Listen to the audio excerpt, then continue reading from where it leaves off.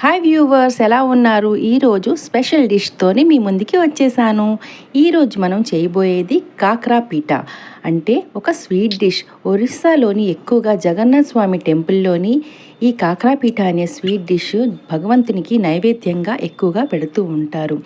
చేయడం కూడా చాలా ఈజీ, టేస్ట్ అయితే చాలా అంటే చాలా బాగుంటుంది. మరి ఎలా చేయాలో ప్రాసెస్లోకి వెళ్ళిపోదామా?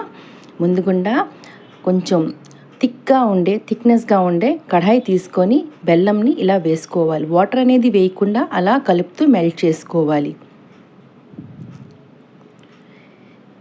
ఇలా కలుపుతూ మెల్ట్ చేసుకోవాలి.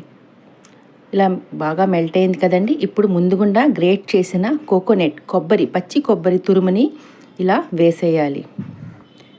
ఇందులోనే డ్రై ఫ్రూట్స్ వేసుకోవాలి. మీకు నచ్చిన ఏ డ్రై ఫ్రూట్స్ అయినా పర్వాలేదు.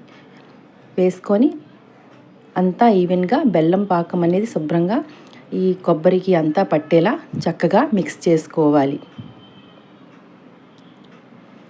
ఇలా అంతా మిక్స్ అయిన తర్వాత చూడండి, ఈ విధంగా ఉంది.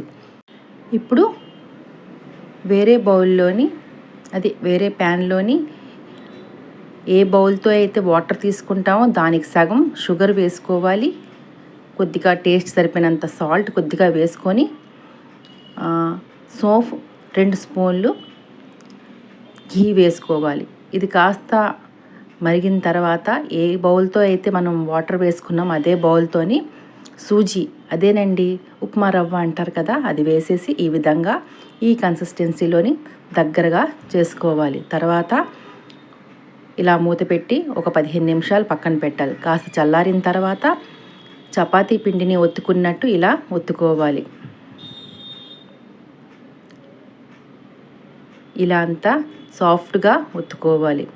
తర్వాత చిన్న చిన్న బాల్ లాగా కాకుండా రోటీ చేసే బాల్ కానీ కొద్దిగా పెద్దది చేసుకొని ఈ విధంగా ఇలాగా ఆలు పరాటా చేస్తాం చూడండి, ఆ షేప్లో ఇలా చేసుకొని ఇందులోనే మనం కొబ్బరి పాకం చేసి పెట్టాము కదా ఫస్ట్, అది కూడా ఇందులో ఫిల్ చేసేయాలి. ఇలా ఫిల్ చేసి అంతా కవర్ చేసేసుకోవాలి. చూస్తున్నారు కదా, ఇలా జాగ్రత్తగా పగుళ్ళు లేకుండా కవర్ చేసుకోవాలి. ఇలా అంతా కవర్ చేసుకున్న తర్వాత ఇదిగోండి ఈ విధంగా రెడీ చేసుకోవాలి. పగుళ్ళు వస్తే మరి లోపల ఉన్న మిశ్రమం బయటకు వస్తుంది కదా, అందుకే కాస్త జాగ్రత్తగా చేసుకోవాలి. ఇదిగోండి ఈ విధంగా అన్నీ రెడీ చేసుకున్నామా. ఇప్పుడు ఆయిల్ బాగా హీట్ అయిన తర్వాత ఒక్కొక్కటి జాగ్రత్తగా నెమ్మదిగా వేసుకోవాలి. ఇలా ఆ కడాయిలో ఎన్ని పడతాయో మీరు చేసే ప్యాన్ బట్టి డిపెండ్ అయి ఉంటుంది, అన్నీ వేసుకోవచ్చు. ఇలా అంతా ఒక సైడ్ అంతా బాగా వేగిన తర్వాత నెమ్మదిగా అన్నీ టర్న్ చేసుకోవాలి. 2 వైపులా చక్కగా వేగాలి కదండి. ఇలా అన్నీ టర్న్ చేసుకోవాలి.